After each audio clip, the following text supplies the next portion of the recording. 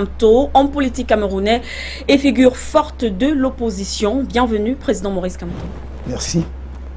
Alors, merci aussi à vous, Président. Je rappelle que vous êtes donc le Président de la Commission du droit international des Nations Unies. Tous s'accordent également à dire que vous avez conduit avec succès la délégation camerounaise lors des négociations pour la rétrocession de la presque île de Bakassi. En 2004, vous êtes nommé ministre délégué auprès du ministre de la Justice. Vous présentez également votre démission en 2011 et aujourd'hui vous êtes candidat à la présidentielle 2018 au Cameroun sous le parti MRC, le mouvement pour la renaissance au Cameroun dont vous êtes le président national. Entretien donc co-présenté avec Mohamed Bachir Ladane. Bienvenue Bachir.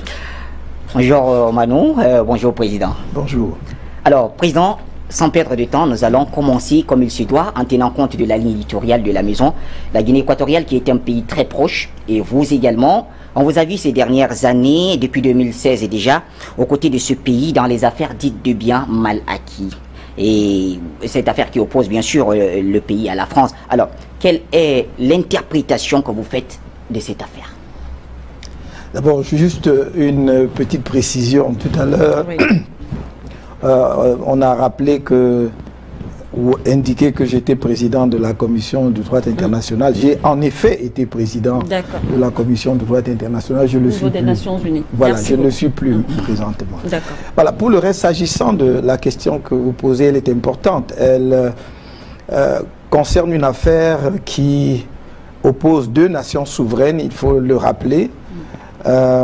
Et la partie qui se déroule devant la Cour internationale de justice porte plus exactement l'intitulé « L'affaire des immunités et des procédures pénales ».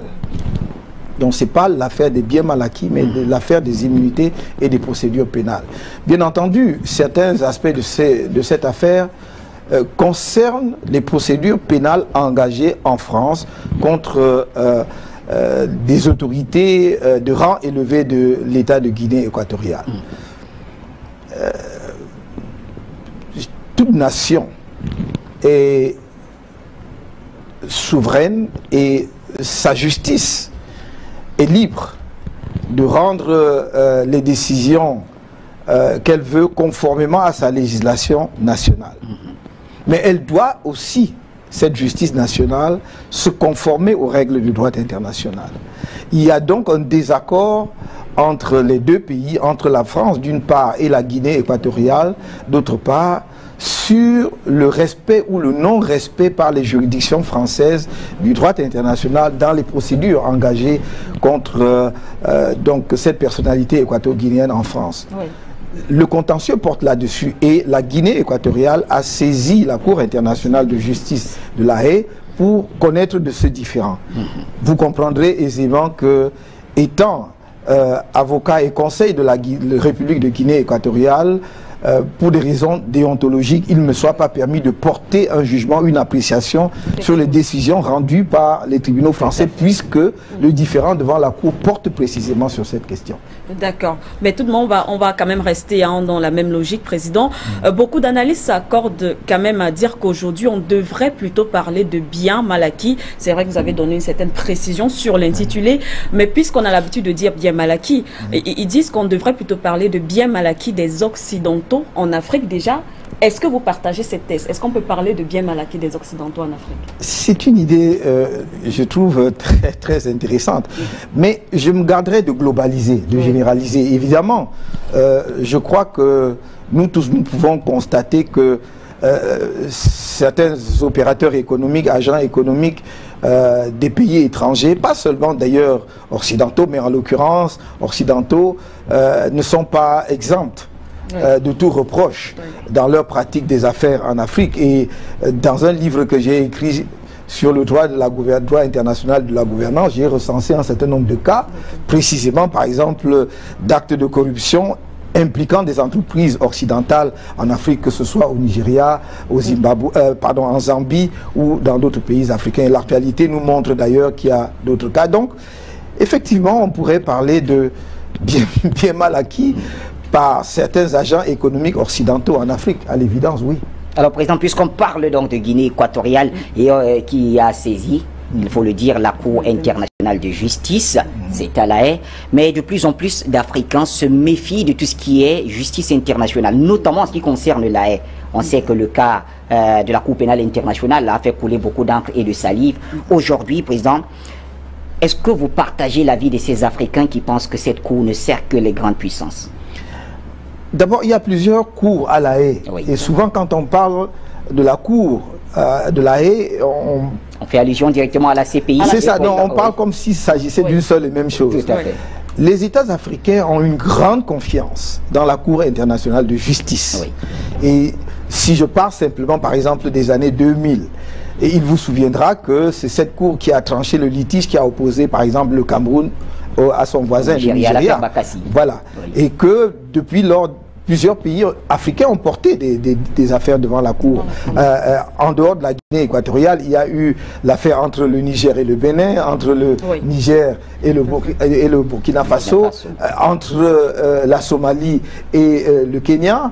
Et donc, il y a un ensemble de procédures impliquant les États africains et qui montrent à l'évidence que les États africains ont plutôt une grande confiance dans la Cour internationale de justice. Mais à côté de cela, je suis d'accord avec vous, il y a la Cour pénale internationale, qui est une cour tout à fait différente. Parce que la Cour internationale de justice juge les affaires opposant les États, alors que la Cour pénale internationale juge les affaires impliquant les individus. Et par rapport à la Cour internationale de justice, la Cour pénale internationale, les pays africains ont montré des réserves et une réticence que l'on peut comprendre. Que l'on peut comprendre. Tout part d'abord de ce qu'ils ont eu l'impression finalement qu'il y a eu un marché de dupes. Tenez, par exemple, la plupart des puissances du monde n'ont pas ratifié le statut de la Cour pénale internationale. Parmi les 5 membres permanents du Conseil de sécurité, il n'y en a que 2 qui ont ratifié. Et les autres grandes nations, comme l'Inde, comme que l'on soit grande nation par sa taille, par sa puissance économique ou militaire, comme Israël, comme l'Arabie Saoudite, et bien d'autres n'ont pas ratifié. Tout à fait. Et donc, c'est quand même interpellant. Parce que les Africains, ils sont allés de bonne foi. Je dois vous rappeler que j'ai été moi-même le conseiller juridique de la délégation du Cameroun aux négociations de Rome qui ont abouti justement à l'adoption du statut de la Cour pénale internationale. C'est le 17 juillet 1998 qu'on adopte le statut. J'ai été membre du comité de rédaction désigné par l'ensemble des États africains pour les représenter au comité de rédaction. Même si à la fin, le Cameroun ne l'a pas ratifié. Le Cameroun ne l'a pas ratifié. Et donc, les pays africains étaient très enthousiastes parce qu'ils se disaient enfin une justice qui va juger également tout le monde. Les puissants d'où qu'ils viennent. Et on se rend compte que finalement, très peu d'États puissants dans le monde ont ratifié. Ça, c'est déjà le premier problème. Mais le deuxième problème plus important, me semble-t-il, c'est la manière dont le bureau du procureur a géré certains dossiers. Et à commencer par l'affaire du président du Soudan. Et j'ai toujours dit, et y compris dans mes écrits, que le fait que le Conseil de sécurité n'ait pas du tout répondu à la demande de l'Union africaine d'appliquer l'article 16 qui lui permet de suspendre les poursuites pendant 12 mois, pendant 1 an, contre un dirigeant, parce que l'Union africaine avait engagé une procédure de médiation et voulait régler le problème du Darfour. Et là, on parle du Soudan de El-Béchir. Voilà, de El-Béchir. Et voulait régler donc le problème de cette façon. Et le Conseil de sécurité, je rappelle que c'est le Conseil de sécurité qui a déféré l'affaire de Al-Bashir devant la Cour pénale internationale, puisque le Soudan n'est même pas parti au statut de la Cour. Et donc, le Conseil de sécurité a refusé d'appliquer l'article 16, on ne sait pas très bien pourquoi, et donc les Africains se sont sentis réellement frustrés. Et troisième raison pour laquelle les pays africains ont des réticences vis-à-vis de la Cour pénale, c'est qu'ils ont l'impression que c'est finalement une Cour africaine. Parce qu'on a beau dire, oui, c'est vrai, ce sont les États africains, il faut le dire aussi, certains États africains ou gouvernements africains qui, pour régler des problèmes avec leurs opposants ou leurs oppositions, les envoient devant la Cour. Mais il reste quand même qu'il y a un certain nombre d'affaires qui ont été déférées devant la Cour par le Conseil de sécurité. Et pourquoi est-ce que des activités de type criminel prévues par le statut de la Cour, qui se produisent dans d'autres régions du monde, n'ont jamais été déférés devant la Cour pénale internationale par le Conseil de sécurité. Et c'est ça, justement, c'est l'ensemble de ces faits mis ensemble qui a amené les États africains à se dire, mais finalement, qu'est-ce que c'est que la Cour pénale internationale? Est-ce que vous donnerez donc raison à certains pays comme le Burundi, par exemple, qui a décidé de sortir, pourquoi pas, de la Cour pénale internationale? Est-ce que vous donnez raison à ces pays? Je vais vous dire, moi je ne crois pas que la solution soit la sortie du statut. Oui. Parce que les États africains sont suffisamment nombreux pour influencer le cours de la justice pénale internationale dans le cadre de la CPI, de la Cour pénale internationale. Il y a quelques années, je crois qu'il y avait à peu près 35 États africains qui avaient ratifié. Tout à fait. Songez que nous sommes 54 sur le continent. Et que si vous ajoutez 54 États avec quelques autres États, notamment de l'Amérique du Sud, ils ont la majorité, ils ont une large majorité. Donc on peut réellement influencer significativement les modifications nécessaires pour améliorer cet instrument qui est quand même une bonne juridiction. Je vais d'ailleurs faire remarquer au passage que vous savez que la Cour prévoit un crime particulier qui est le crime d'agression. Et je me souviens qu'à Rome, les pays africains et les pays du tiers-monde de façon générale s'étaient battus vraiment, j'allais dire, de manière énergique pour obtenir finalement qu'on introduise ce crime. Et pourquoi ce crime est-il si important? Parce que les Africains se disaient, après tout, ce sont les puissants qui agressent. Donc pour une fois, nous allons avoir un crime que nous pouvons utiliser contre eux. Et justement, les pays occidentaux avaient freiné pour que ce ne soit pas introduit. Et c'est au bout de tractations, dont je vous passe le détail ici, qu'on avait introduit. Mais pour ne pas que ce crime puisse être applicable tout de suite, on n'avait pas défini. C'est donc à Kampala, en 2010, lorsqu'il y a eu la conférence des États partis, que l'on a maintenant défini le crime d'agression qui, normalement, doit être entré en vigueur depuis 2017. Et ça, grâce aussi, justement, à l'énergie des pays africains qui ont dit, ça suffit maintenant, il faut définir parce que c'est un crime qui est important. C'est en fait la mère des crimes. C'est parce que vous déclenchez une guerre qui a en plus tous les... Donc, finalement, les États africains peuvent effectivement apporter une contribution à l'amélioration des choses. Alors, Président, on va parler un peu d'économie. Et quand on parle d'économie, la première des choses qui nous vient en tête, c'est une question monétaire. Nous avons tendance, dans la plupart de nos émissions, de parler de la question du franc CFA. Peut-on s'attendre avec le président Maurice Kamto à la magistrature suprême, même si on va parler de votre candidature tout à l'heure, est-ce qu'on peut s'attendre à voir les Africains, comment dire, pour ceux qui rêvent de voir disparaître le franc CFA, est-ce qu'avec Maurice Kamto c'est possible? Je vais être direct et clair parce que quelquefois j'ai eu l'impression qu'on ne m'entend pas très bien quand je parle du franc CFA. Il faut sortir du franc CFA. Je crois que je suis clair là-dessus. Très clair. Ça, c'est la décision politique. Mais ce que j'ajoute toujours, et c'est ce que l'on retient, c'est que je dis, mais il y a un certain nombre de choses qu'il faut faire pour que la sortie ne soit pas catastrophique pour nos économies. Et j'explique pourquoi. Il y a une partie qui nécessite le travail des experts. Par exemple, à l'heure actuelle, le franc CFA réunit 14 pays en Afrique. Plus la France, ça fait 15, mais les pays africains sont 14. Si nous enlevons les Comores parce qu'ils sont loin, et nous limitons à l'Afrique de l'Ouest et à l'Afrique centrale, c'est 13 États. Et une des réponses que nous attendons des experts, c'est de savoir s'il faut sortir et avoir une monnaie à nous pour les 16 États, ou s'il faut avoir une monnaie à nous pour les 6 États de l'Afrique centrale, ou s'il faut avoir une monnaie nationale camerounaise. Vous voyez qu'il y a 3 scénarios possibles. Donc je dis toujours, lorsqu'on fait le débat sur le franc CFA, il ne faut pas occulter l'aspect qui relève de l'expertise. Donc la décision politique doit être prise. Ensuite, il faut que les experts fassent le travail pour que nous réussissions la sortie.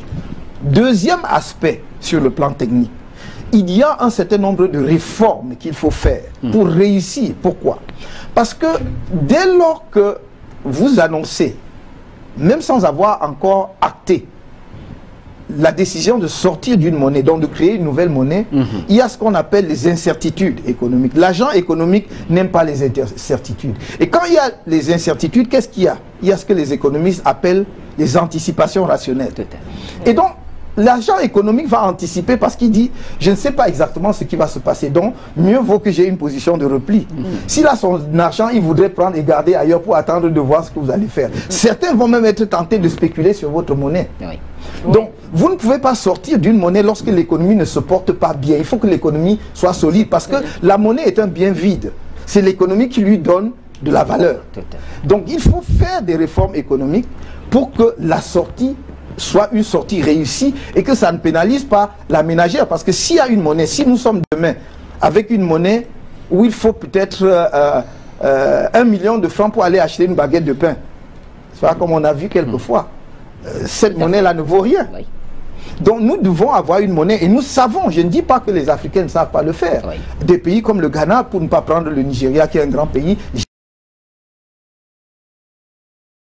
gèrent très bien leur monnaie. Et avec tous les avantages qu'ils en tirent. Donc, parce que avoir sa monnaie vous donne la souveraineté monétaire, mais également sur le plan économique vous donne des marges de manœuvre, parce que la monnaie est un instrument de politique économique. Oui. Donc il est important que l'on comprenne cela. Ça n'est pas être contre quelqu'un, c'est simplement chercher à développer nos pays. C'est légitime, c'est normal. Et je crois que nos téléspectateurs ont bien compris la position du président, parce qu'il est souvent mal compris. Avoir l'avis du président en ce qui concerne, justement, toujours en parlant du franc CFA, les pays de l'Afrique de l'Ouest qui veulent donc avoir leur propre monnaie, est-ce que économiquement, ils sont prêts justement à avoir cette monnaie? On sait quand même que le Nigeria a demandé à ce que ces pays-là se désengagent déjà d'abord du trésor français. C'est ça. Oui. Oui, tout à fait. Il me semble que dès lors qu'ils se fixent pour objectif d'avoir une monnaie commune pour la région, ils vont engager une période au cours de laquelle ils vont faire des réformes pour qu'il y ait des convergences économique, convergence des politiques économiques. Parce que si vous avez beaucoup de disparités économiques entre les pays, il va y avoir des déséquilibres. Vous allez avoir une monnaie avec une parité déterminée et ce pays-là ne pourra pas supporter parce que son économie ne soutient pas. Donc, moi, je suis convaincu que si les pays de la CEDEAO décident, comme ça a été annoncé, d'aller vers une monnaie, ils vont engager les réformes économiques nécessaires. L'avantage dans le cas de la CEDEAO, c'est qu'ils sont beaucoup plus intégrés qu'en Afrique centrale. Ils ont déjà beaucoup de convergence dans beaucoup de domaines. Et je n'ai pas de doute que si c'est vraiment leur décision, ils vont y arriver. Alors, Président, toujours économie. Que pensez-vous des APE, accords de partenariat économique? Là aussi, j'ai toujours été on ne peut plus clair. Ce sont de mauvais accords. Et je voudrais expliquer. Oui. Lorsque vous dites que vous allez à une compétition économique et vous dites, pour que cette compétition se déroule dans de bonnes conditions, il faut abaisser les barrières douanières le plus possible. Parce que je peux exporter dans votre pays et vous pouvez exporter aussi librement dans mon pays. Cela n'est pertinent économiquement que si chacun a quelque chose à exporter chez l'autre. Le vrai problème, c'est que la plupart des économies africaines ne sont pas encore en capacité de supporter la concurrence internationale parce que leur capacité d'exportation est faible, notamment de produits industriels. Je voudrais souligner ici que lorsque tout le monde admire le miracle chinois pendant 30 ans, après la mort de Mao et la disparition de ce qu'on appelait la bande des quatre, quand Deng Xiaoping a repris les rênes, il a engagé les réformes économiques en créant 6 zones de développement économique spéciales, notamment d'ailleurs en face de Hong Kong, en face de Macao, en face de Taïwan, pour capter la technologie et les flux financiers. Personne ne savait ce qui se passait en Chine. Les barrières douanières étaient là. Mais ils musclaient leur économie, ils établissaient leur industrie. Quand ils ont été prêts, 30 ans plus tard, ils ont ouvert et tout le monde s'est rendu compte que la Chine est une puissance économique, c'est l'atelier du monde. En Afrique, nous sommes en train de faire exactement l'inverse. Nous ouvrons les marchés avant d'avoir bâti un tissu industriel local, national. Et c'est ce que je critique dans les APE. Je dis ça n'est pas bon, même pour les Européens, de nous mettre dans une telle situation, parce que ça va, en fragilisant nos propres économies, amener les jeunes Africains à migrer de plus en plus vers l'Europe. Il faut donner la capacité de développement endogène aux pays africains, et justement, certains malheurs que nous observons aujourd'hui peuvent être finalement, évités. le Cameroun n'a pas eu raison de signer les APE. Je pense d'abord que c'était un accord régional ou sous-régional qu'il fallait signer. Donc le fait déjà que le Cameroun se soit singularisé est en soi un problème. Parce que nous devrions avoir une démarche collective sous-régionale. Donc je pense qu'il y a là un problème. Il y a des explications qu'on a données parce qu'on estimait qu'il y avait certains produits camerounais qu'il fallait préserver et garantir l'entrée sur le marché européen. Je veux bien, je respecte cet argument, mais sauf que si, parce que j'ai entendu, n'est-ce pas, entre autres arguments, c'était l'aluminium. Mais ce n'est pas les APE qui déterminent les cours de l'aluminium, je regrette. c'est l'état de l'économie mondiale. C'est-à-dire que pour importer davantage d'aluminium, la Chine n'a pas besoin de signer les APE avec le Cameroun. Si l'économie chinoise se porte bien, la Chine importe davantage d'aluminium. Vous comprenez? Et donc, APE ou pas APE, les marchés, en réalité, les marchés de l'aluminium ne vont pas être conditionnés par l'APE. Sinon, alors, on pourrait considérer que l'aluminium africain ou camerounais ne pourrait aller nulle part ailleurs qu'en Europe, ce qui est faux. Deuxièmement, si c'est pour la banane camerounaise, comme j'ai entendu à un moment donné, j'ai dit oui, c'est vrai, ça protège la banane et peut-être quelques emplois. Sauf qu'il faut que nous soyons conscients que le Cameroun produit globalement 300 000 tonnes de bananes. Un pays comme l'Équateur seul produit 4 millions de tonnes. Donc même si vous avez des facilités d'accès sur le marché européen, eux, ils ont les mêmes facilités puisque à cause des accords de l'OMC, on ne peut pas leur mettre des barrières plus élevées. Donc, votre banane peut-elle concurrencer? Donc, je crois qu'il faut savoir mettre les choses en balance et savoir ce que l'on met en priorité. Je crois que, à vrai dire, si on ne peut pas signer les APE pour exporter à Château-Rouge quelques bâtons de manioc, il faut muscler l'industrie camerounaise, muscler l'industrie africaine, se donner le temps de préparer justement nos entreprises à affronter la compétition internationale et on peut signer ces accords. Voilà, on va quand même sortir de la partie économique, mais avec cette toute autre petite question, Président, que pensez-vous également des privatisations que subissent aujourd'hui les pays africains? Bon, les privatisations ne sont pas mauvaises en soi. Oui. Premièrement, il faut savoir ce qu'on privatise, à quelles conditions on privatise.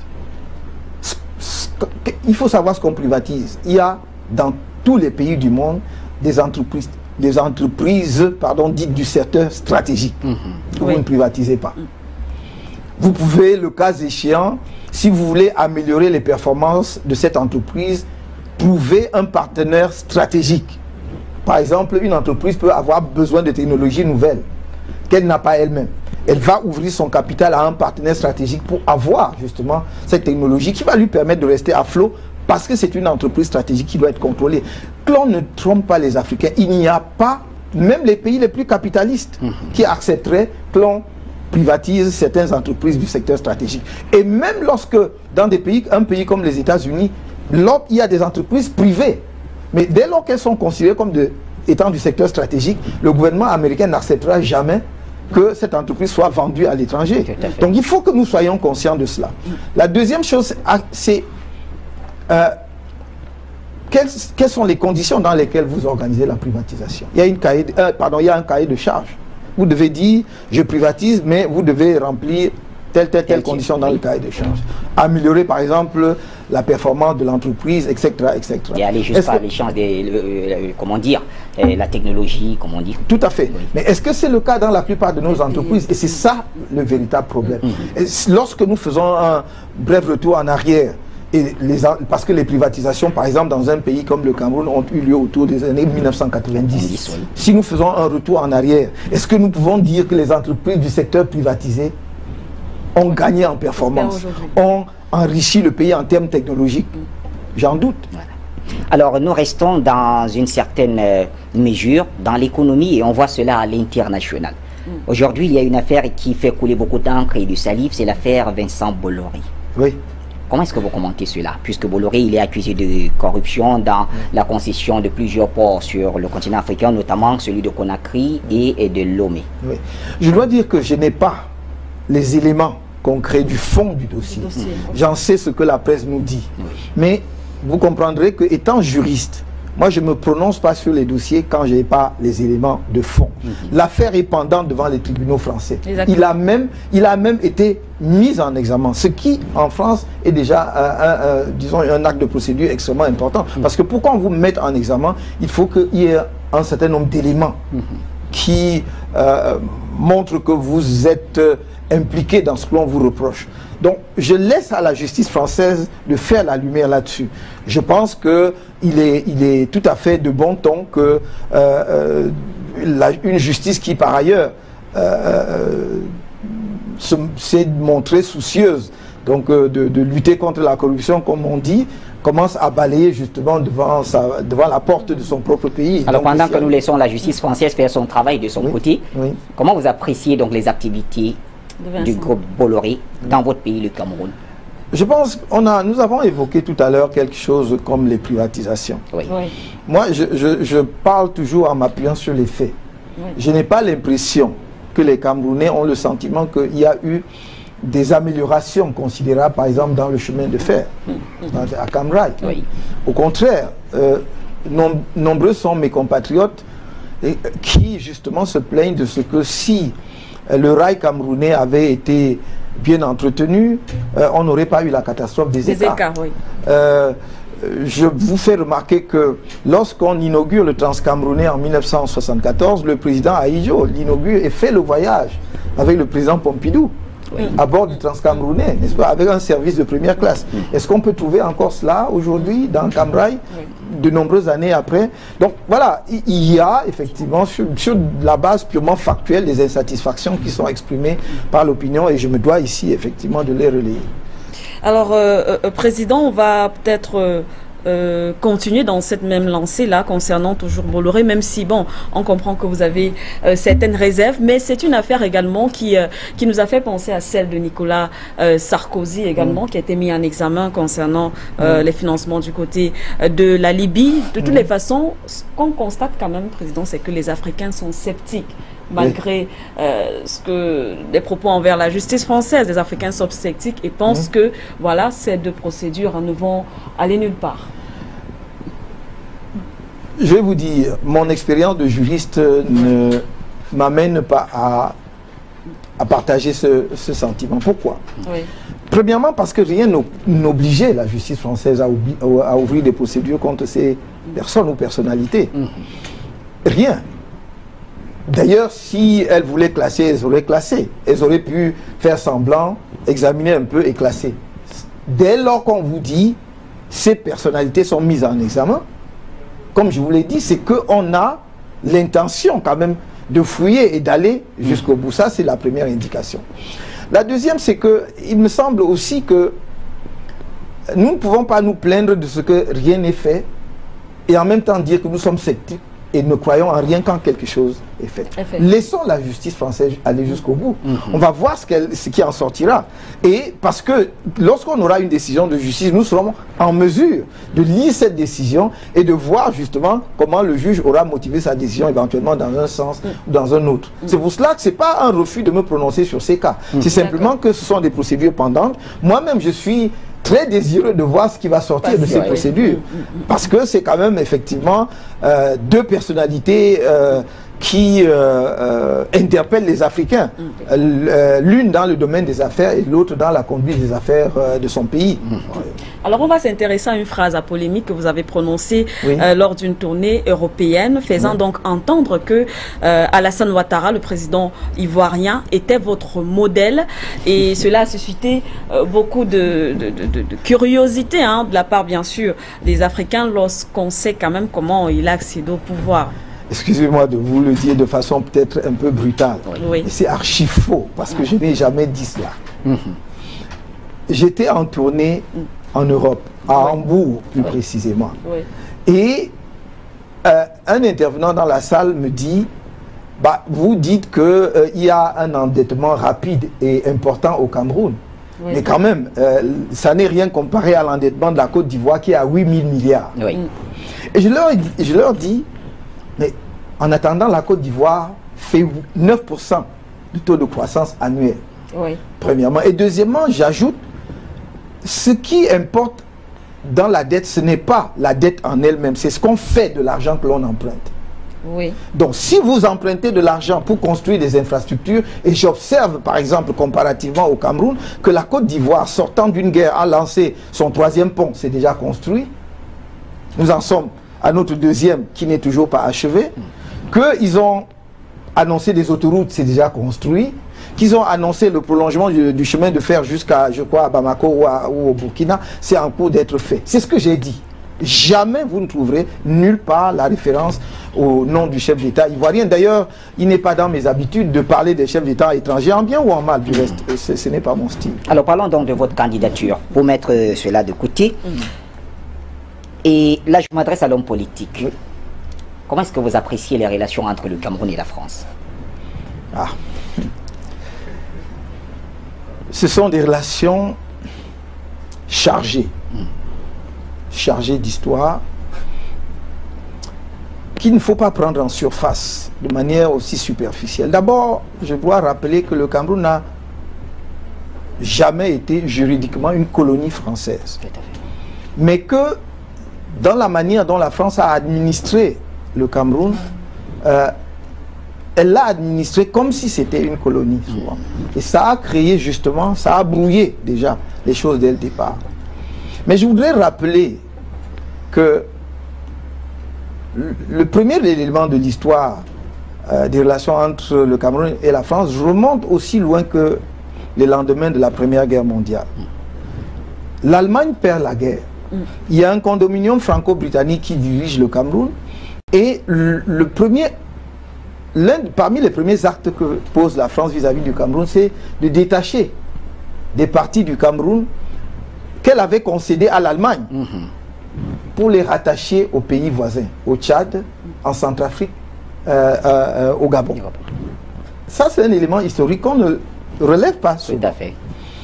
Et ensuite, lorsqu'éclate la Deuxième Guerre mondiale, alors que le Cameroun n'est pas une colonie française, le Cameroun est le premier pays en Afrique subsaharienne où on lève une armée pour aller combattre pour la France. Oui. Parce que le colonel Leclerc arrive à Douala au nom de la France libre, au nom du général de Gaulle pour lever cette armée. Il ne pouvait pas lever une armée en Afrique de l'Ouest parce que l'Afrique de l'Ouest était pétainiste, soutenait le gouvernement de Pétain. Ah, oui. Donc il ne pouvait pas trouver des gens, les administrateurs qui étaient là ne pouvaient pas lever des troupes pour l'armée française. C'est en Afrique centrale, partant du Congo, mais surtout du Cameroun où on lève les premières troupes, avec ensuite le Tchad, avec Félix Eboué qui était gouverneur de l'Afrique centrale. Donc ça c'est quand même quelque chose qui est extrêmement important à souligner. Oui. Donc il y a, j'allais dire, un héritage, il a une dette. Alors les Camerounais sont tout à fait fondés à se dire, mais on a soutenu ce pays. Maintenant, d'après les accords de tutelle, cette nation amener rapidement le Cameroun à l'indépendance, ce qu'on a appelé l'amélioration des conditions de vie des populations. C'est pour cela que l'UPC étant créé en 1948 commence à formuler ses revendications. Nous voulons l'indépendance et d'ailleurs avec la réunification. La façon dont on a réprimé justement les nationalistes reste aussi un contentieux. Oui. Les victimes de cette période, ça reste un contentieux. Mais nous disons, puisque vous interrogez l'homme politique, nous disons il faut regarder cette histoire froidement, surtout avec l'esprit tourné vers l'avenir. Mais on ne peut pas mettre cette histoire entre parenthèses. Si on veut assainir les relations entre les deux pays, si on veut construire sur de nouvelles bases, il faut assumer cette part de notre histoire et l'assumer complètement. Oui. D'accord. Alors, on va poursuivre toujours dans le cadre de votre candidature. Alors, en février 2018, dans votre discours à la jeunesse, vous aviez dit ceci, je vais citer, « Nous avons un idéal devant nous, le panafricanisme, mais j'ai à cet égard une approche pragmatique pour sa réalisation, sans entendre sa mise en œuvre au niveau continental, ce qui peut prendre encore un certain temps. Je vous invite à la réalisation sans tarder des États-Unis d'Afrique centrale, rêvés par Barthélemy Boganda de Centrafrique. Je vous appelle à lancer dès que possible le mouvement jeunesse fédéraliste d'Afrique centrale. » Alors, croyez-vous à un tel réveil au Cameroun alors que les Camerounais aujourd'hui n'arrivent pas, on va le dire comme ça, malheureusement, à réconcilier sa propre histoire? Les sépultures d'une grande partie d'héros nationaux sont encore à l'étranger. Tout à fait. C'est un sujet extrêmement important que celui que vous venez d'évoquer. Je suis profondément convaincu que nos pays ne pourront pas atteindre des paliers plus élevés s'ils ne se mettent pas ensemble. Oui. Et je crois profondément à ce que je dis, c'est-à-dire je crois en la possibilité d'un État fédéral au moins en Afrique centrale. D'abord parce que ce sont les mêmes peuples. Oui. Ensuite, parce que nous sommes des nations jeunes. 60 ans, c'est rien dans l'histoire des nations. Donc nous pouvons très rapidement dépasser les nationalismes et construire une nouvelle nation, une nouvelle ère de solidarité qui dépasse les nations actuelles. Pourquoi je lance l'appel à la jeunesse? Parce que c'est elle, en réalité. Les générations comme la mienne, si nous sommes très chanceux, on pourra esquisser l'architecture institutionnelle de cela. Mais ceux qui vont constituer le socle, faire la fondation, c'est la jeunesse. Et ensuite, la jeunesse, parce que c'est son avenir qui est en jeu à travers cela. Le cloisonnement actuel en Afrique centrale est ridicule. Parce que regardez, imaginez un seul instant que l'ensemble de l'Afrique centrale forme un État fédéral. C'est un État de plus de 2 millions de kilomètres carrés. Oui. Avec plus de presque 100 millions d'habitants. On approche des 100 millions d'habitants. Avec le potentiel économique que nous avons. Les ressources, chacun des pays de l'Afrique centrale est bondé de ressources. Mais quel est le pays africain qui ne voudrait pas que ce nouvel État soit par exemple le porte-parole de l'Afrique dans le Conseil des Nations? Regardez par exemple, lorsque on débat d'un siège pour le Conseil de sécurité en Afrique, on pense à quoi? On pense à l'Afrique du Sud, on pense au Nigeria, on pense à l'Égypte et on pense à l'Algérie. Point final. Tout à fait. Parce qu'en dehors d'eux, aucune autre nation africaine n'a de taille critique. Nous ne sommes que des nains. Si vous voulez donc devenir une puissance, donnez-vous justement la taille critique qu'il faut. Et je pense réellement que la jeunesse africaine sera l'acteur majeur de la constitution des États-Unis d'Afrique centrale. Pourquoi? Parce que l'arrangement au sommet, on a vu avec l'intégration en Afrique centrale, ça ne marche pas. Pourquoi? Parce que les peuples ne se sentent pas concernés. Si vous dites à un Camerounais, à un ressortissant d'un autre pays qu'ils sont en réalité liés par quelque chose qu'on appelle la CEMA, qui va dire de quoi s'agit-il?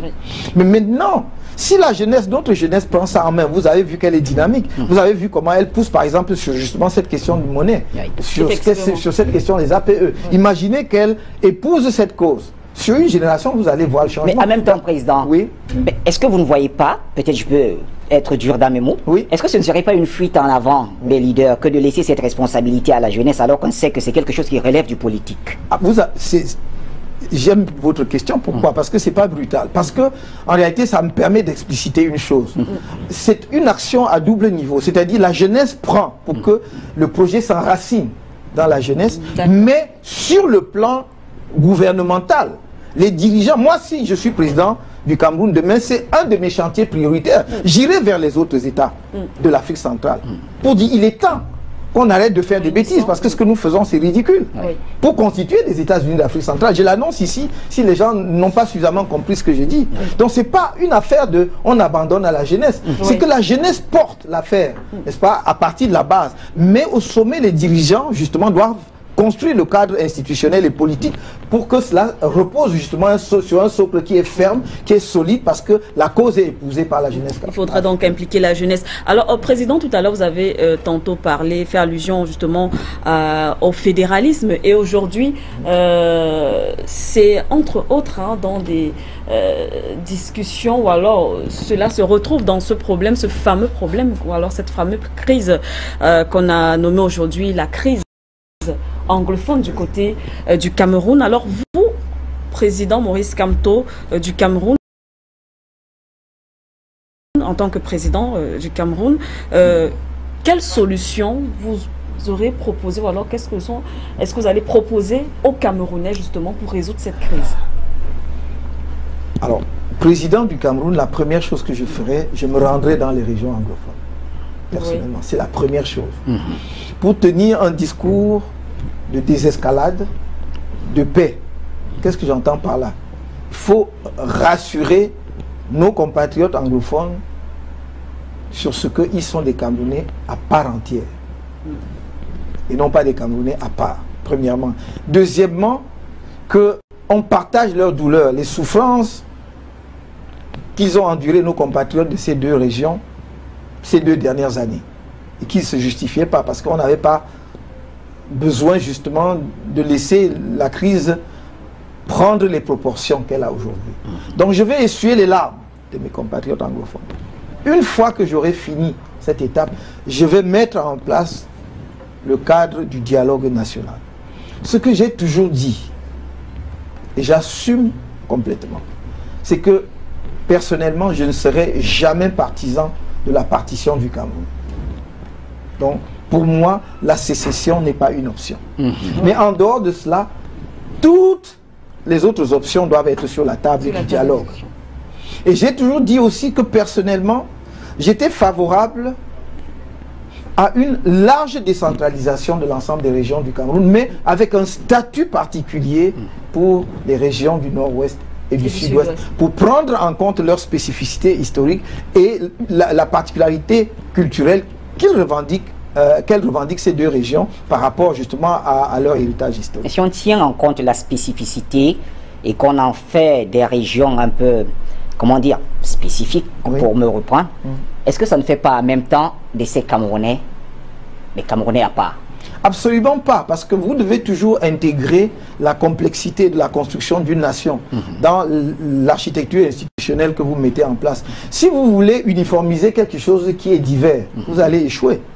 Et c'est exactement ce qui se passe, c'est-à-dire que nous voulons mettre à l'ensemble des Camerounais la camisole de force du jacobinisme, en disant nous sommes une nation une et indivisible. Oui, mais nous sommes une nation une et indivisible, je partage cela seulement avec des trajectoires historiques. C'est pas nous les francophones qui avons demandé, c'est pas les anglophones qui ont demandé que notre histoire soit ce qu'elle est. Ils ont hérité, à partir de 1916, des relations avec la Grande-Bretagne qui ont façonné leur culture. Et moi je ne crois pas. Pourquoi? Parce que il ne s'agit pas de les singulariser dans tous les domaines. Il s'agit de dire sur des questions où il y a des spécificités. Prenons un exemple très simple. Prenons l'éducation. Ils disent qu'ils veulent un système éducatif qui préserve justement l'héritage qu'ils tiennent de la Grande-Bretagne. Et notamment, l'accent doit être mis sur l'anglais. Pourquoi est-ce que ça devrait poser un problème au reste des Camerounais? Je me souviens que même le président actuel du Cameroun, le président Biya, lorsqu'il créait l'université de Buea, Buea dit qu'il créait une université de type anglo-saxon. Cela veut dire que lui-même, il réalisait qu'effectivement, il y avait une particularité dans cette région. Donc, on prend acte simplement d'une réalité, on n'en fait pas des Camerounais à part. De la même façon, par exemple, le système judiciaire, ils disent que nous sommes habitués à la common law. Oui. Voilà. Et donc, pourquoi est-ce que vous voulez uniformiser partout? Il y a des domaines où ils n'ont jamais posé de problème. Prenons par exemple, ils n'ont jamais fait de problème du fait qu'il existe un seul code pénal au Cameroun. Il n'y a pas de problème. Les anglophones n'ont jamais contesté cela. Mais en même temps, mais quand il s'agit, si vous permettez, quand il s'agit par exemple du droit de la famille ou du droit, du droit des affaires, ils disent que nous avons des particularités liées à la famille. Donc on peut prendre cela en considération sans que cela ne soit un drame pour le pays. Alors, en même temps, est-ce que le fait de se revendiquer francophone ou anglophone ne réduit pas à néant notre camerounéité? Nous sommes quand même africains avant d'être francophones ou anglophones. C'est l'héritage de la colonisation, si on peut le dire ainsi. Je suis d'accord avec vous. J'ai dit quelque part, nous voilà réduits à nous battre entre nous pour des langues étrangères. Oui. Mais que nous l'aimions ou pas, c'est une affaire des populations qui ont un ressenti et que nous ne pouvons pas balayer simplement au nom de la logique. Si ça tenait qu'à moi, effectivement, il n'y aurait pas ce distinguo. Mais c'est l'histoire qui l'a forgé. C'est pour cela que je suis de ceux, d'ailleurs, quand on fait ce débat-là, qui dit, mais ne faisons pas comme si le Cameroun commençait en 1916. On oublie que le Cameroun commence en 1884 au moins. Et donc, il y a une période allemande qui va de 1984 à 1916, où on parlait d'un seul Cameroun. Tout à fait. Et justement, ceux qui sont porteurs de revendications sécessionnistes, souvent ne le disent pas. Ils font comme si le Cameroun avait commencé en 1916 où il y avait deux entités et qui en 1961 se sont mises ensemble. Non, il y avait un seul pays qu'on appelait le Cameroun. Maintenant, l'histoire a fait ce qu'elle a fait. Et nous devons construire avec cela. Moi, je dis, une nation est une invention de chaque jour. Et donc, vous réinventez la nation avec ses particularités. Vous prenez un pays qui a 1000 ans d'histoire. Nous aimons parler dans les pays francophones de la France. Mais ils ont sur les bras le problème corse. Tout à fait. Pourtant, les Corses sont intégrés à la France depuis quelques siècles déjà. Aujourd'hui, vous avez d'ailleurs des particularismes régionaux qui se font jour. En Bretagne, par exemple en Occitanie, si vous allez à Pau, donc ils veulent parler des langues. Donc, une nation, c'est une invention de chaque jour. Les gens disent qu'ils sont très attachés à la culture anglophone.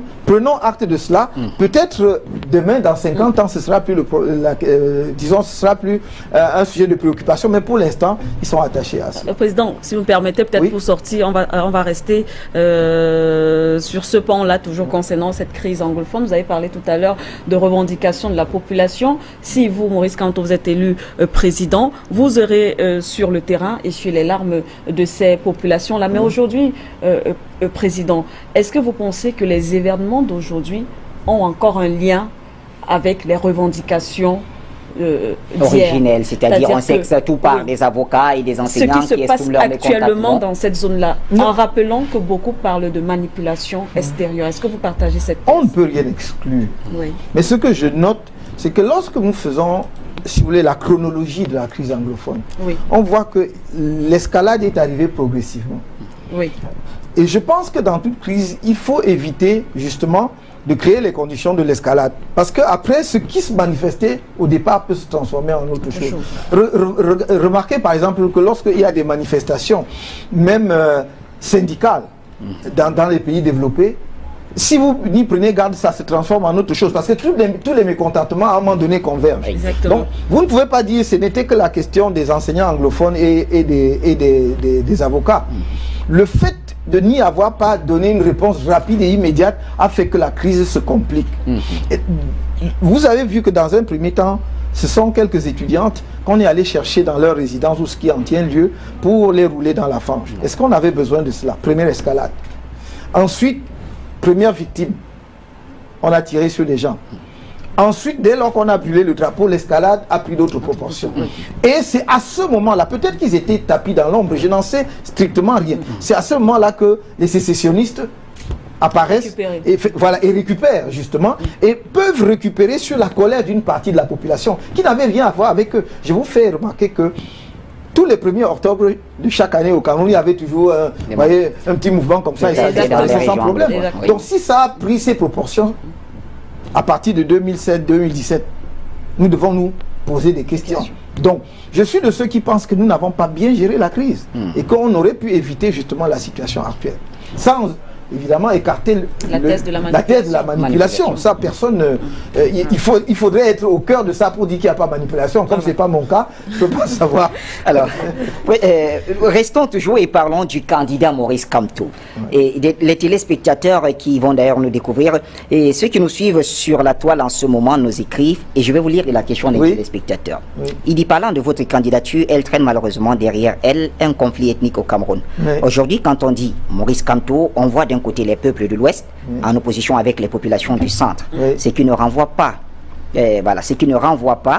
vous convenez avec lui, dit-il, une bonne image non seulement du Cameroun mais de vous en tant que candidat. Alors il dit, on a peur de tomber dans le piège du tribalisme.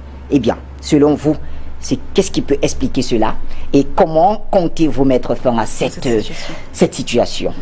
Bon, premièrement, je trouve que l'adverbe malheureusement n'est pas bienvenu. D'accord. Parce que personne ne choisit de naître là où il est né. Parce qu'on dit ma candidature traîne malheureusement. Exactement, c'est ce qui est écrit. Je n'ai pas à être malheureux d'être né quelque part. Parce que chacun de nous est né quelque part. Exactement. Et personne de nous n'a choisi de naître là où il est né. Donc ça, il faut partir de ce constat. Deuxièmement, on a dit que ça renvoie une mauvaise image de moi. On revient à la même chose. Pourquoi devrais-je avoir des problèmes du fait que je suis né dans une région du Cameroun? Alors je vais poser la question autrement. Est-ce que Maurice Kamto est le candidat des Bamileke? Attendez, je vais y arriver très rapidement. D'accord. Je trouve que, parce qu'on dit c'est une affaire entre les Bamileke ou l'Ouest et le centre, tout à fait.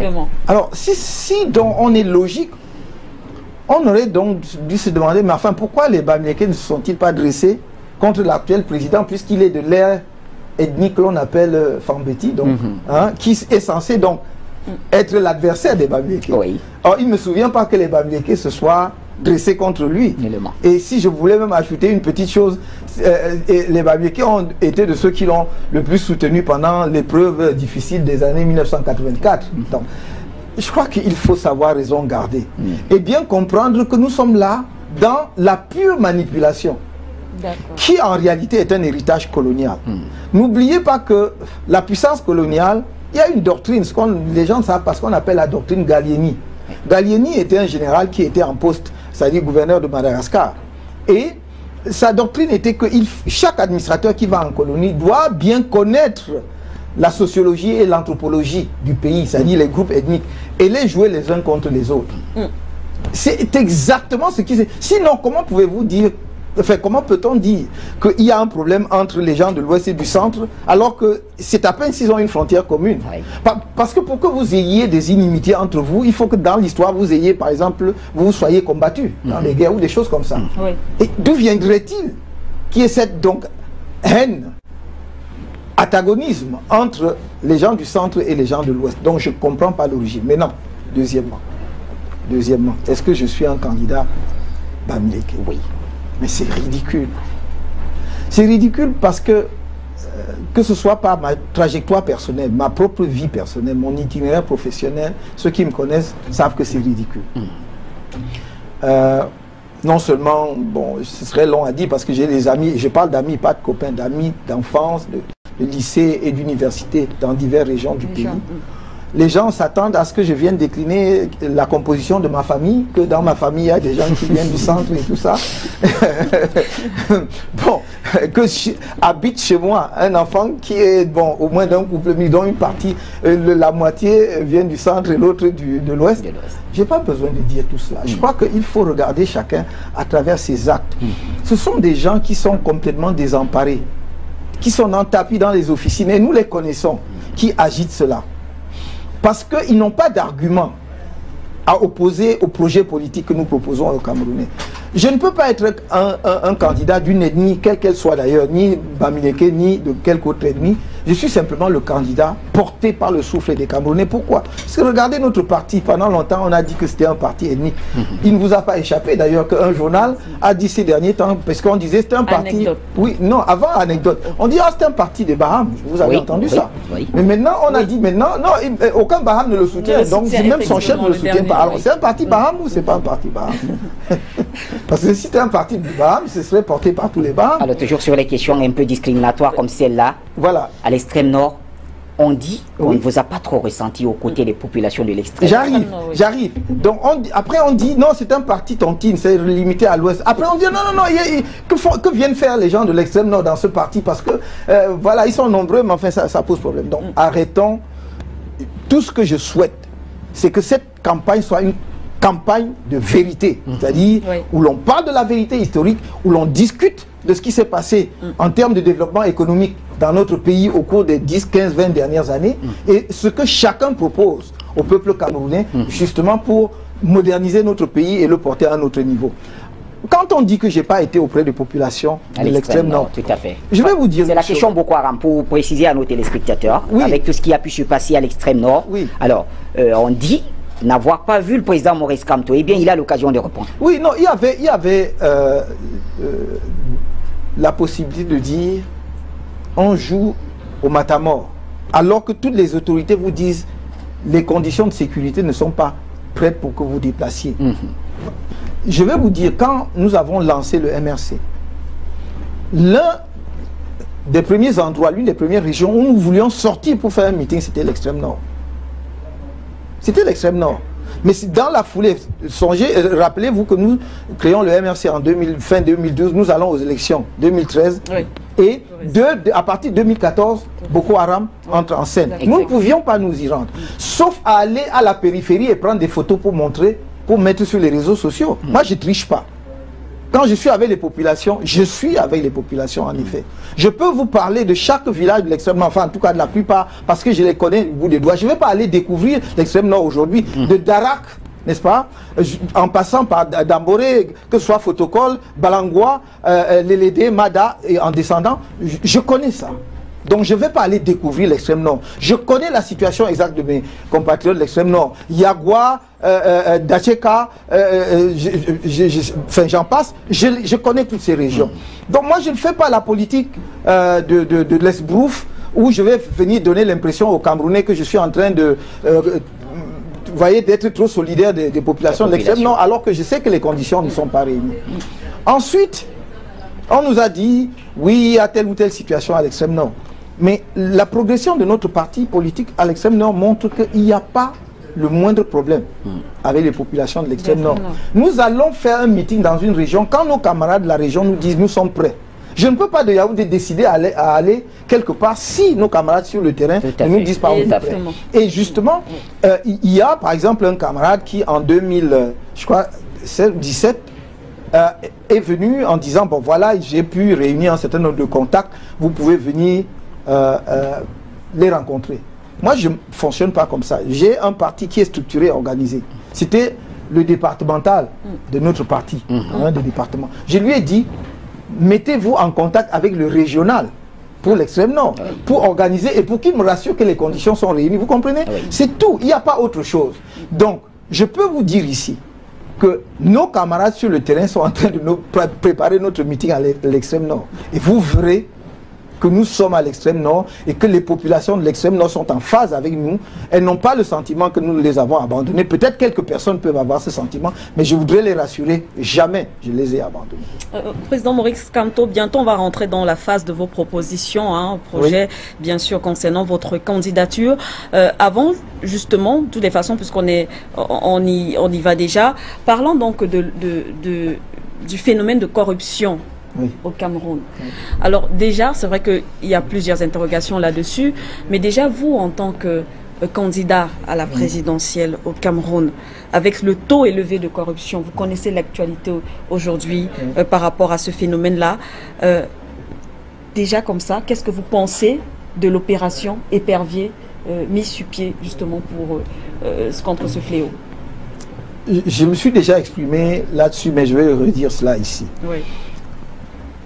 Quand on a lancé l'opération Épervier, franchement, j'étais très enthousiaste. J'étais l'un des plus gros soutiens de cette opération parce que je me disais, on veut s'attaquer. Et s'attaquer de manière significative à la corruption et surtout à la grande corruption.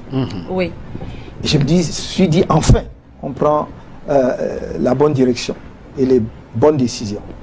Mais l'évolution de l'opération Épervier m'a laissé perplexe.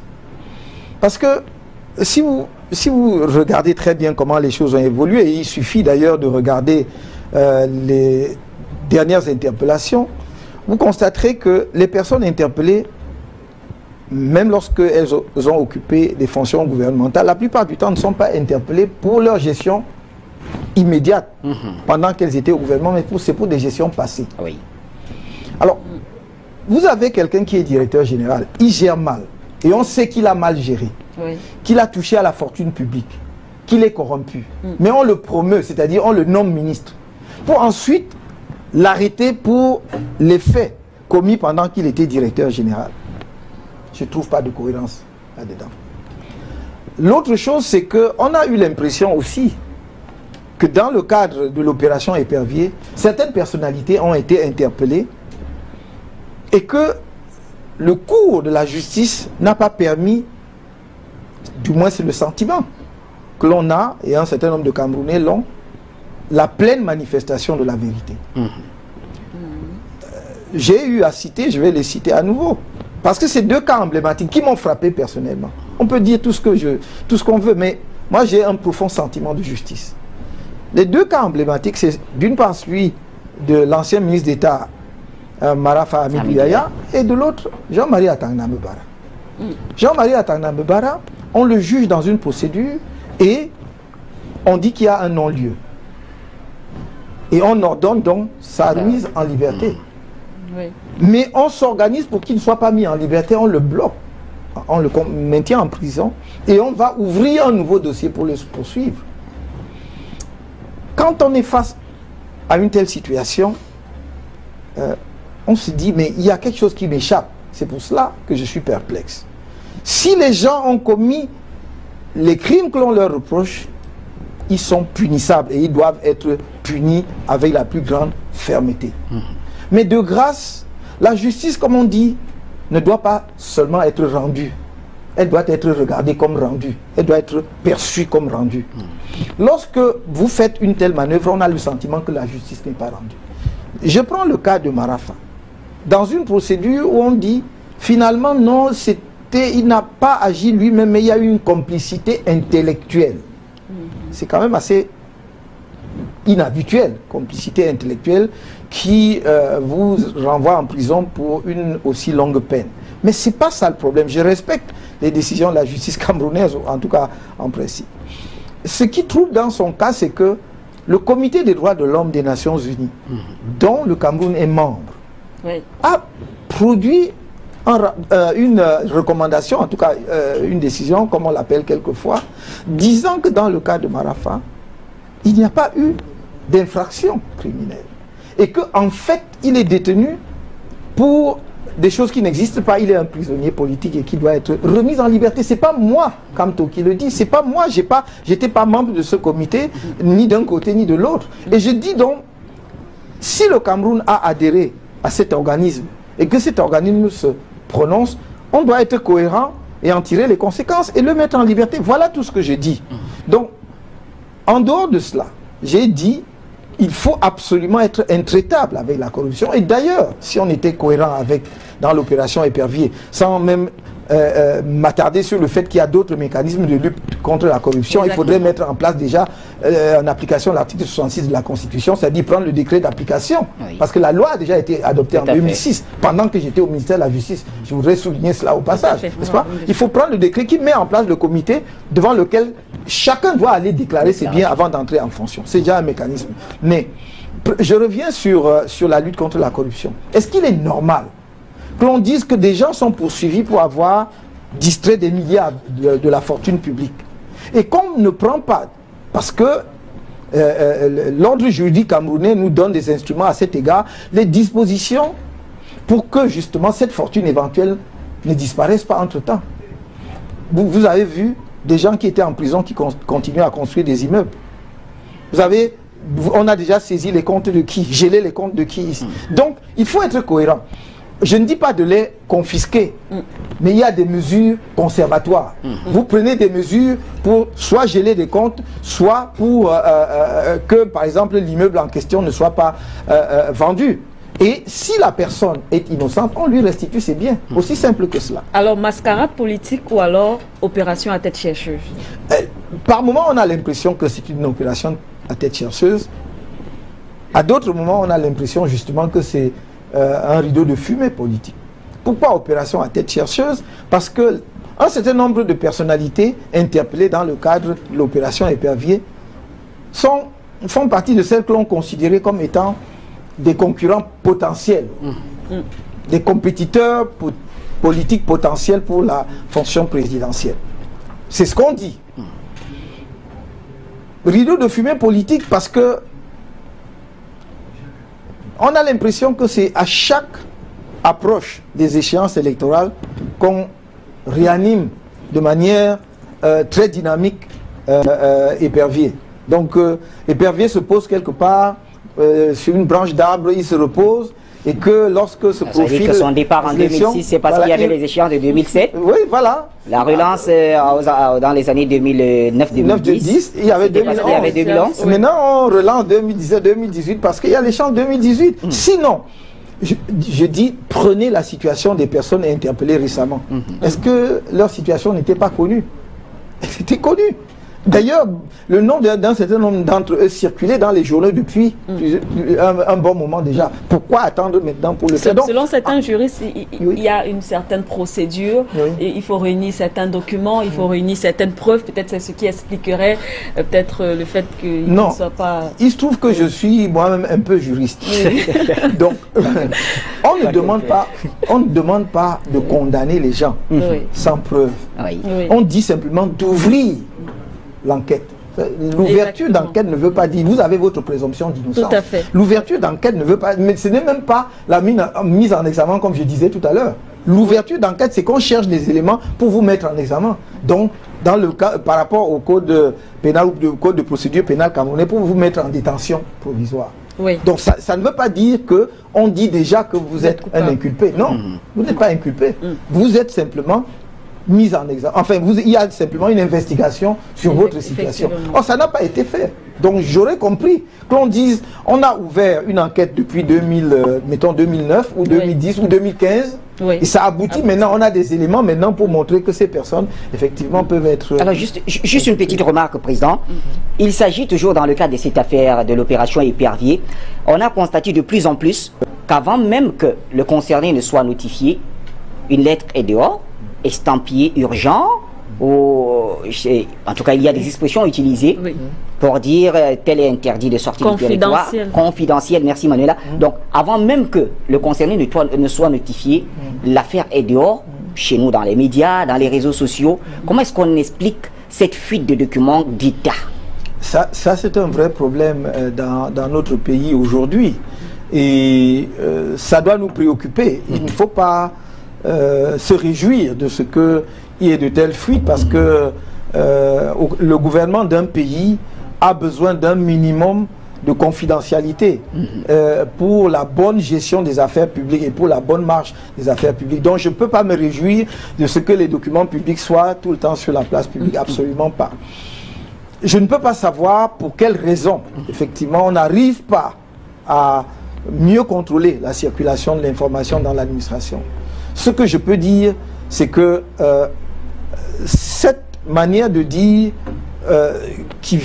que l'autorité de police interdit la sortie du territoire me pose un tout petit problème sur le plan juridique, parce que je crois que c'est la justice qui ordonne l'interdiction de sortie du territoire. Donc de ce point de vue, j'ai un problème. Mais pour la fuite des documents, je crois que ça doit être un sujet de préoccupation pour nous tous. Parce que de là à ce que demain des documents encore plus confidentiels qui peuvent mettre en jeu, n'est-ce pas, la sécurité nationale, les intérêts de notre pays soient mis dans l'espace public, il n'y a qu'un pas, et il ne faudrait surtout pas que l'on franchisse cela. Alors, tout à l'heure, vous avez tantôt relevé justement que vous avez été justement au ministère de la Justice voilà, du Cameroun.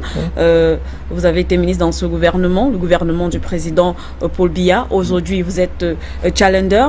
Alors, qu'avez-vous fait de manière concrète pour marquer votre passage dans ce ministère? Alors, merci de me donner l'occasion de citer quelques actions que nous avons pu mener.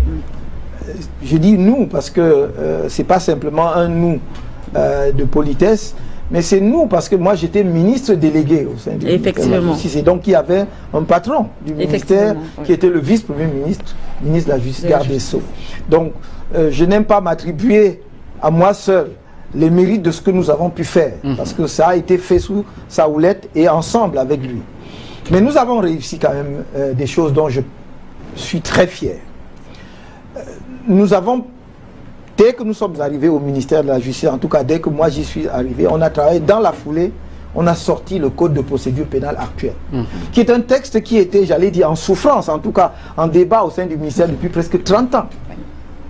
Nous avons finalisé ce texte, nous l'avons sorti. Et c'est un très bon texte, malheureusement qui n'est pas toujours respecté, parce que c'est un texte qui est très protecteur des droits et des libertés des citoyens. Par exemple, l'habeas corpus est dedans. C'est inscrit dedans. En vertu de ce code de procédure pénale, la règle au Cameroun, normalement, c'est la liberté. Et la détention est l'exception. Parce que nous ne voulions pas cette surpopulation carcérale qui transforme des Camerounais qui ont commis, vous voyez, des infractions bénignes en des criminels endurcis. Parce que lorsque vous envoyez un jeune qui a volé une banane en prison pour 6 mois, il ne sort plus voleur de bananes, il sort braqueur.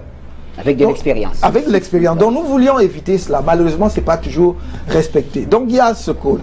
Mais nous avons aussi pu introduire dans l'organigramme du ministère de la Justice une direction des droits de l'homme qui n'existait pas. Parce que cette direction est désormais l'interface entre le gouvernement et l'opinion camerounaise, entre le gouvernement et l'opinion internationale. Parce que les gens écrivaient pour se plaindre, par exemple, des violations du droit de l'homme au Cameroun, mais il n'y avait pas une structure administrative qui pouvait gérer ce genre de dossier et donner les réponses adéquates. Nous avons lancé, et je crois, si mes informations sont bonnes, que ça existe toujours, lancé le rapport annuel du ministère de la Justice sur les droits de l'homme au Cameroun. Ça n'existait pas. Donc c'est un rapport qui est une mine d'informations. Je regrette que les gens ne l'exploitent pas assez parce que parfois on vous dit oui, mais les chefs traditionnels ne sont jamais poursuivis au Cameroun. Nous avons montré dans ces rapports qu'ils sont poursuivis, condamnés, jugés et condamnés. Vous voyez? Et donc ce rapport, allez voir ce rapport, vous allez trouver des choses extraordinaires là-dedans. Maintenant, du point de vue de l'organisation de la justice camerounaise, c'est lorsque nous y étions que nous avons mis en place toute la réforme judiciaire prévue par la Constitution de 1996. C'est nous qui avons rédigé justement la réforme de la Cour suprême, les textes réorganisant la Cour suprême. C'est nous qui avons rédigé les textes créant les tribunaux administratifs régionaux. Maintenant, vous savez qu'il y a des tribunaux administratifs par région. Avant, si vous étiez à Maroua et que vous aviez un problème de contentieux administratif, il fallait venir à Yaoundé. Là, vous réglez à Maroua. C'est nous qui avons rédigé les textes sur les chambres régionales des comptes. C'est-à-dire pour examiner les comptes de l'administration au niveau d'une région, vous n'avez pas besoin d'envoyer à la chambre des comptes au niveau de la Cour suprême. Nous avons revu le statut de la magistrature. Nous avons revu le statut de l'administration pénitentiaire, amélioré justement les grilles indiciaires dans l'administration pénitentiaire parce que il y avait un écart absolument, un gouffre pratiquement par exemple entre le personnel de l'administration pénitentiaire et le personnel de police. Nous avons réduit justement cet écart pour améliorer les conditions de l'administration pénitentiaire. Nous avons, avec la coopération internationale, essayé d'améliorer la situation des prisons, notamment, par exemple, ne serait-ce qu'en achetant ce qu'on appelle des cars pour l'extraction des détenus. Vous savez, par exemple, qu'avant, pour amener des détenus au palais de justice, ils avaient des menottes et on les traînait sur le bord de la route comme justement du bétail. Non, nous avons dit c'est contraire justement à la dignité humaine et on a acheté des cars pour l'extraction des détenus. Je peux continuer sur l'exécution des décisions de justice. Nous avons adopté la loi notamment sur l'exécution des décisions et des sentences des juridictions étrangères. Nous avons également rédigé complètement d'une part, le code de procédure pénale, le code de procédure civile, le code civil et la refonte du code pénal qui a, comme vous le savez, déjà été adopté devant le Parlement camerounais. Les deux autres codes ne sont pas encore passés devant le Parlement, mais nous avions entièrement rédigé cela.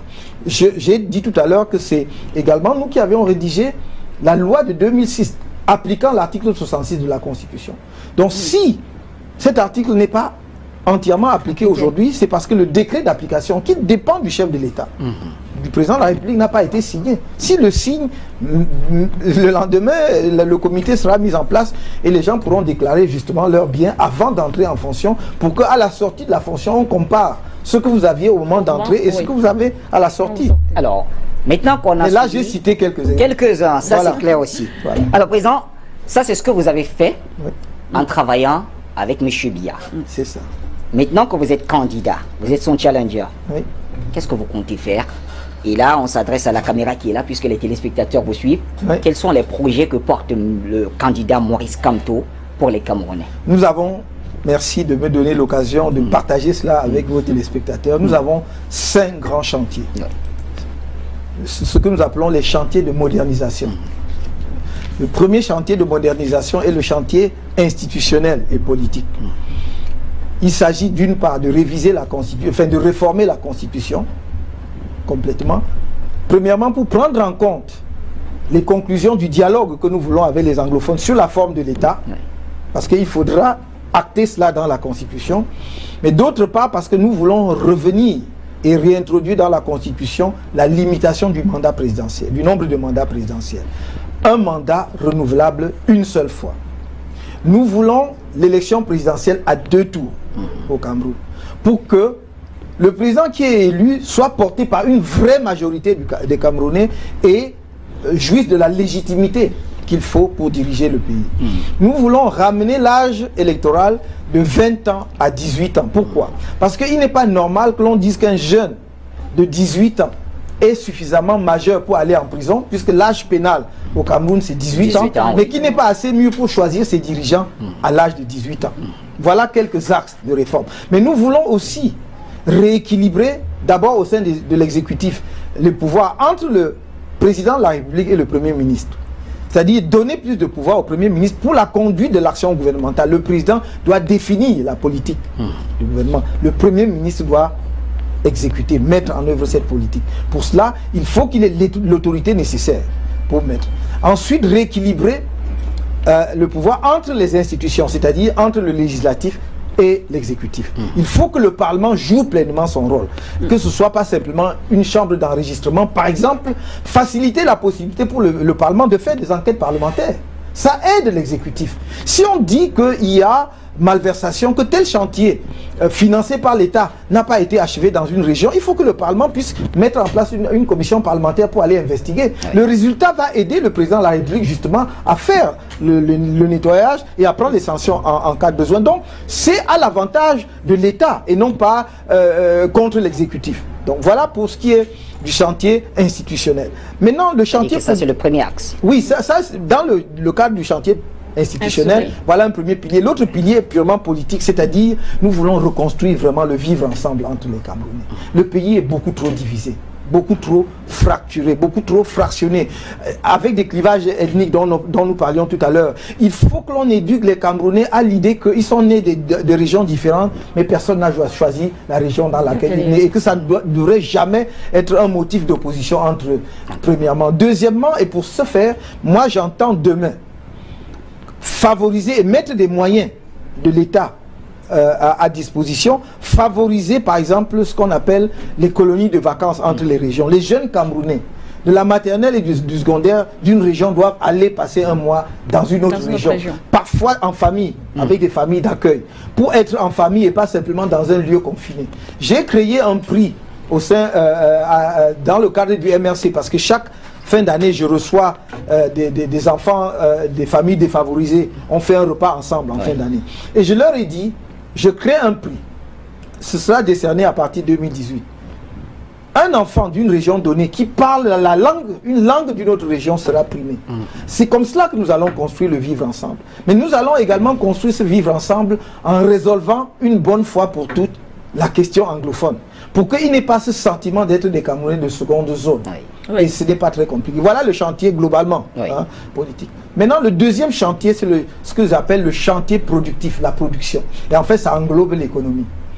La première chose à faire, nous l'avons toujours dit, c'est l'aménagement du territoire. Pour avoir une visibilité de l'ensemble du territoire camerounais. Pourquoi? À l'heure actuelle, lorsque l'État veut construire une infrastructure quelque part, il arrive et on dit non, les gens ont des titres fonciers et tout. Et l'État doit dépenser des sommes folles pour exproprier des zones de brousse. Alors que la loi foncière camerounaise interdit cela, mais on ne sait pas comment ils s'organisent pour avoir des titres fonciers. Or, si vous avez un plan global d'aménagement du territoire camerounais, vous saurez exactement là où vous voulez demain faire une zone industrielle.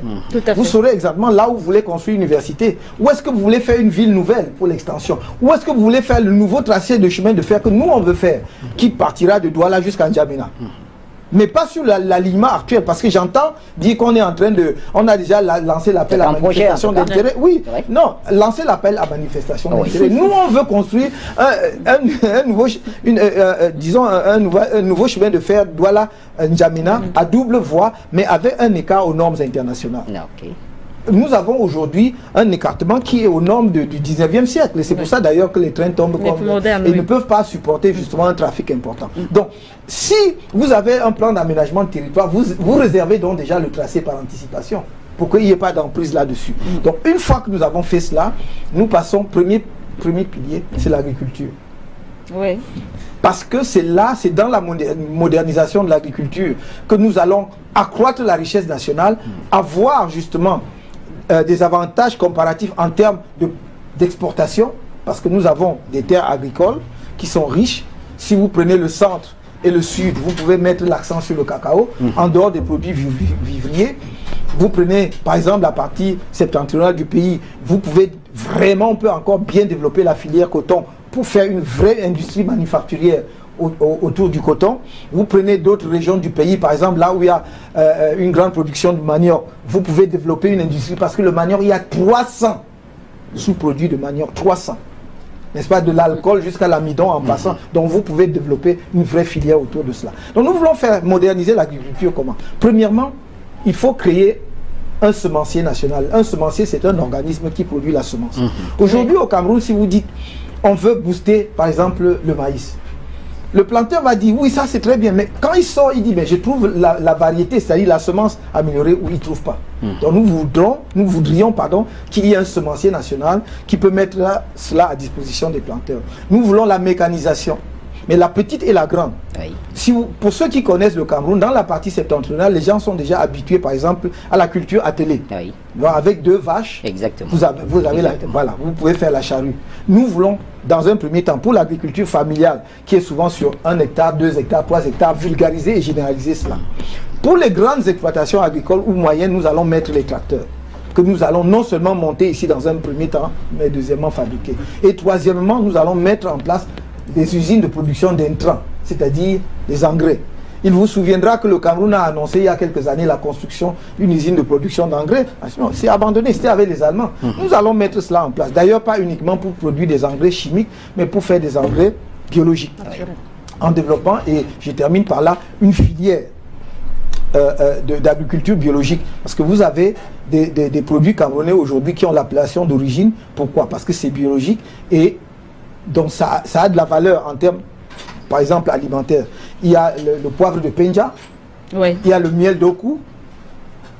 Seulement, c'est encore produit artisanalement.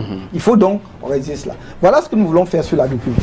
Évidemment, on ne peut pas penser agriculture, modernisation sans penser agro-industrie. Mais donc c'est le pont entre la production agricole et l'industrie. Et ça me donne la transition. L'autre pilier du pacte productif, c'est l'industrie. Le Cameroun est un pays qui a vraiment une jeunesse bien formée, aussi bien au plan national que dans la diaspora.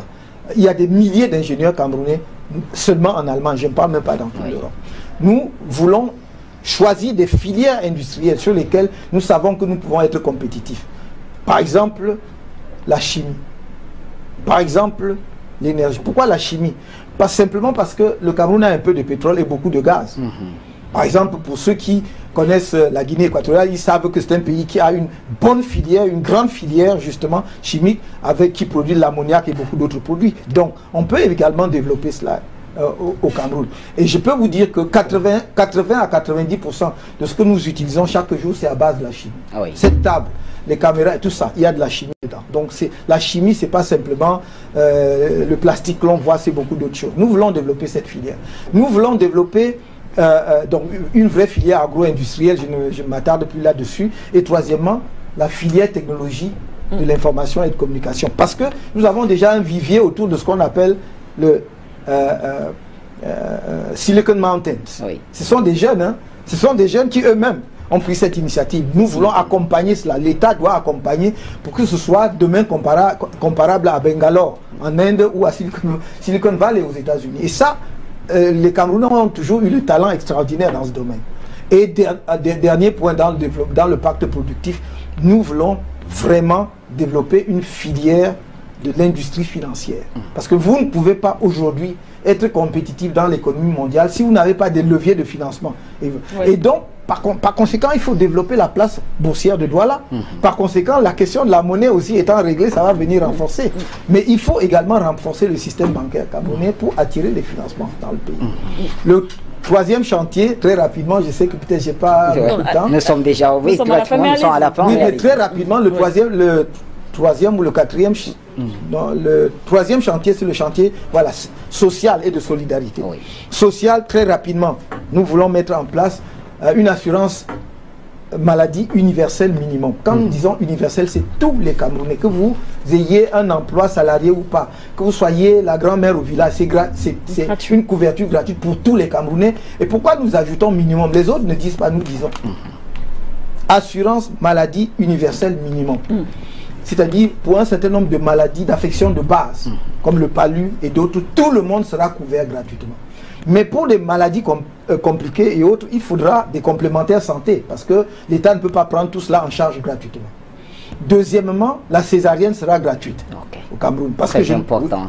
Extrêmement important. Je ne vois pas, d'ailleurs le Bénin fait la gratuité de la césarienne, je ne vois pas pourquoi le Cameroun ne fait pas. Non, et je ne vois pas pourquoi nos sœurs, nos mamans, nos épouses doivent mourir en couche en donnant la vie simplement parce qu'elles n'ont pas assez d'argent. Et ça doit être gratuit. Et en ce qui concerne la carte de santé du Cameroun, nous allons redéfinir la carte de santé avec les professionnels. À l'heure actuelle, on crée des structures de santé et des centres de santé là où il y a des hommes politiques. C'est-à-dire, si vous êtes député, vous pouvez obtenir qu'on fasse un centre de santé chez vous. Je suis votre voisin, je suis ministre, je peux obtenir. Donc, à 500 mètres, on a 2 centres de santé. Mais les autres, à 5 km, n'ont pas de centre de santé. Donc, nous voulons amener les centres de santé, les infrastructures de santé de façon générale, vers les populations et non pas vers les lieux où il y a les hommes politiques. Pour ce qui est de la culture, la culture est une vraie activité, non seulement créatrice, mais elle est génératrice de revenus.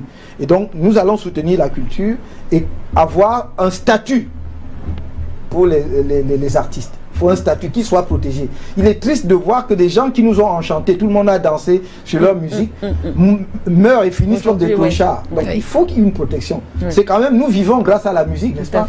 Voilà, je disais à quelqu'un même, si ton bar tourne aussi bien, c'est parce que tu mets la musique. Très bonne musique, donc, en même temps, j'ai envie de dire, j'ai écouté le président sur plusieurs points. Oui.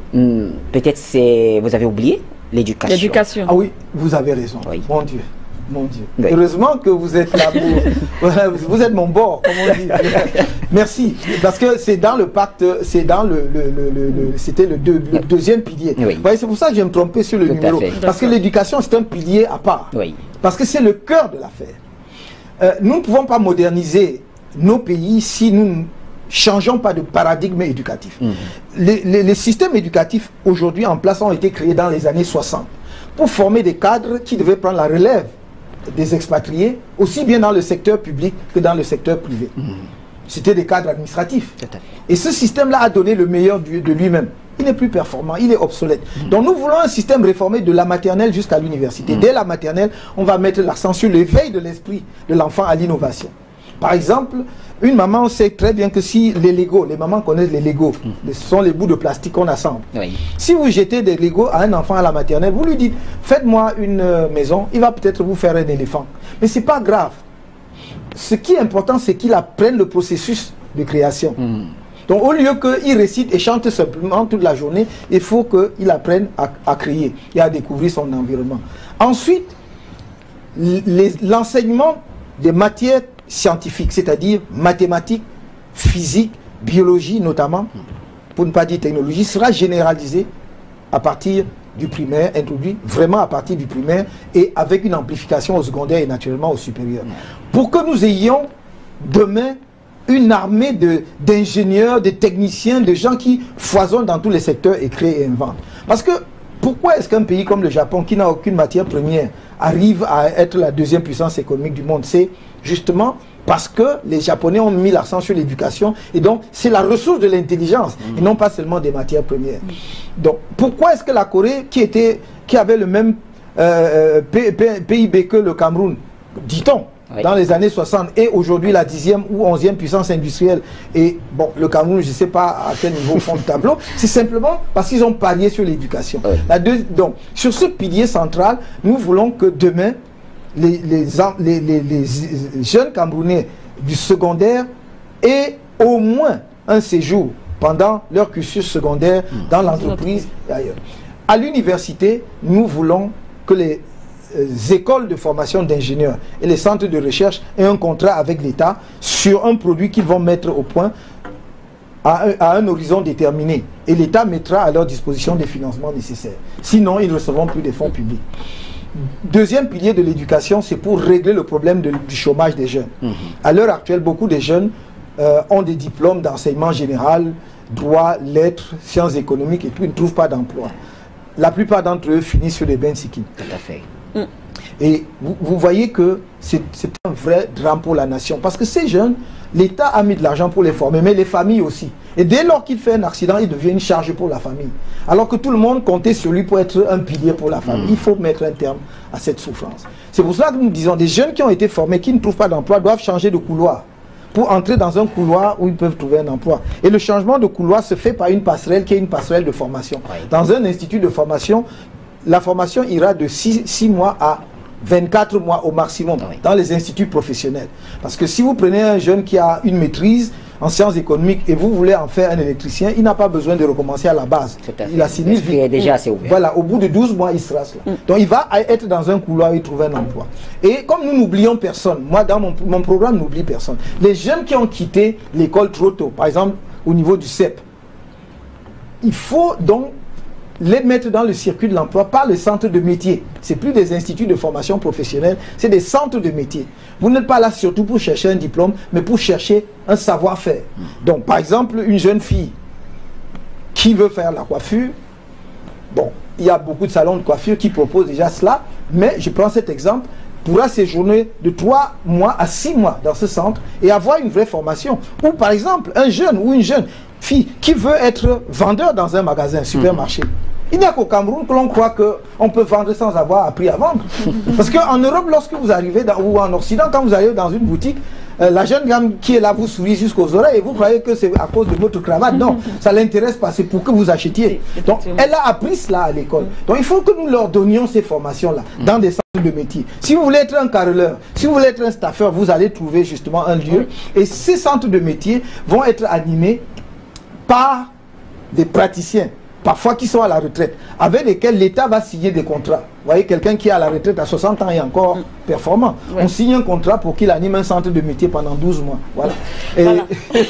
il y a tellement à dire. Tellement de choses à dire. Donc, Bachir, je vais vous laisser le soin de conclure. Oui. On a pratiquement peut-être une seule minute, Président, en 30-45 secondes. Je vous en prie, un seul mot pour ceux-là qui appellent à la coalition de l'opposition. Est-ce que Maurice Kamto, en tant que candidat du parti MRC, est prêt à rejoindre les autres partis d'opposition pour se présenter à l'élection présidentielle? Mais je l'ai dit, non seulement je l'ai dit, mais je l'ai fait. Je l'ai dit dans mon message de fin d'année 2017 que j'irai vers tout le monde. Et vous qui êtes très attentifs à l'actualité, vous savez très bien que je suis allé vers le candidat Maître Akere Mouna, je suis allé vers le candidat Yoshua aussi déjà. Je suis allé vers le candidat vers CPP, vers Manidem, vers Offre Orange.